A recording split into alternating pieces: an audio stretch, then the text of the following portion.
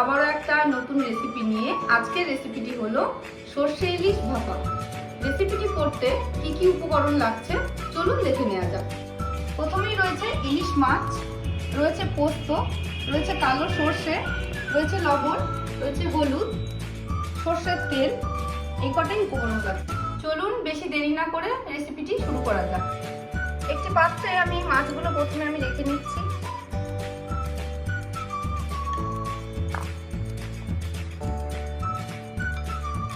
এরপরে এর মধ্যে আমি একটু লবণ দিয়ে নিচ্ছি আর একটু হলুদ দিয়ে এটা আমি মাখিয়ে একটু রেখে দেবো।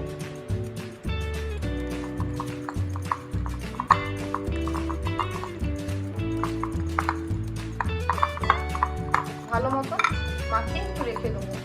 এর ফাঁকে আমি পোস্ত আর সর্ষেটা শিলে বেটে নেবো।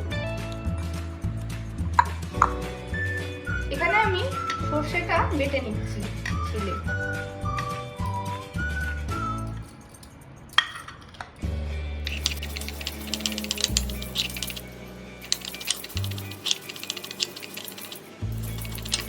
আমার বাটা প্রায় হয়ে এসছে, আমি আর একটু ফিনিশ করে নেবো। আর এই সর্ষে বাটতে বাটতে একটুখানি লবণ দিয়ে দিলে এর মধ্যে বাটার সময় যদি একটু লবণ দিয়ে দেন তাহলে তিতো ভাবটা কখনোই আসবে না। আমি এটা করে থাকি, সর্ষে বাটার সময় আমি একটু লবণ দিয়ে দিই। সর্ষে, পোস্ত আর কাঁচা লঙ্কা আমার বাটা হয়ে গেছে। এটা আমি এবার মাছের মধ্যে ভালো করে মাখিয়ে নেবো। মাথায়ের ভিতরে দিইনি, একটা চচ্চড়ি হবে বলে ওটা রেখে দিয়েছি। দিয়ে দিচ্ছি সর্ষের তেল পরিমাণ মতন। কাঁচা লঙ্কাটা আপনারা আপনাদের পরিমাণ মতন দেবেন, যে যেরকম ঝাল খান।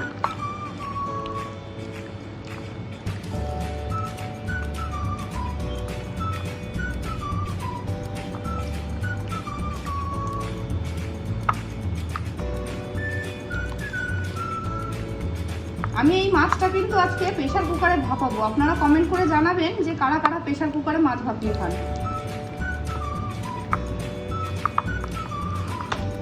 এরপর আমি একটা টিফিনের মধ্যে মাছগুলো সুন্দর করে একে একে সাজিয়ে নিচ্ছি।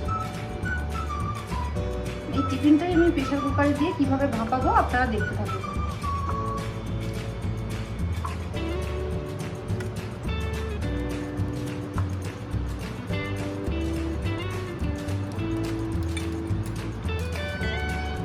প্রেসার কুকারটিতে আমি একটু জল দিয়ে দিচ্ছি, অল্প পরিমাণ। জলের পরিমাণটা অল্প হবে যেন টিফিনটা কোনো রকম ডোবে না। টিফিনের অনেক তলা পর্যন্ত থাকতে হবে। এবার টিফিনটার মুখটা আমি আটকে দিচ্ছি। এবার এইভাবে আমি টিফিনটা বসিয়ে দিচ্ছি। এরপরে আমি এই যে এই মোড়াটা দিয়ে রেখেছিলাম এটা দিয়ে দিচ্ছি আর দুটো ভারী পাথর দিয়ে দিচ্ছি। এমন করে দিতে হবে, সুন্দর করে সেট করতে হবে যাতে টিফিনটা কোনো রকম ভাবে না নড়ে।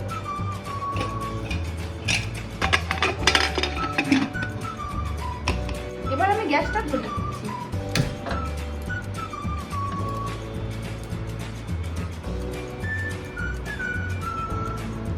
এটা 4টে সিটি হবে, তারপর আমি একটু আস্তে করে দেবো।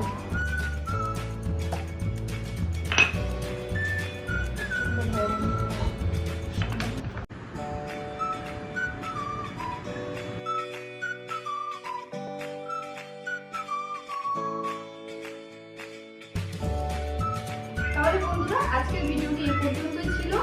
ভিডিওটি যদি ভালো লেগে থাকে তাহলে আপনারা লাইক, কমেন্ট, শেয়ার অবশ্যই করবেন। চ্যানেলটিকে সাবস্ক্রাইব করবেন, পাশে থাকা বেল আইকনটিতে প্রেস করবেন যাতে আমার সমস্ত নোটিফিকেশনগুলো আপনাদের কাছে পৌঁছে যায়।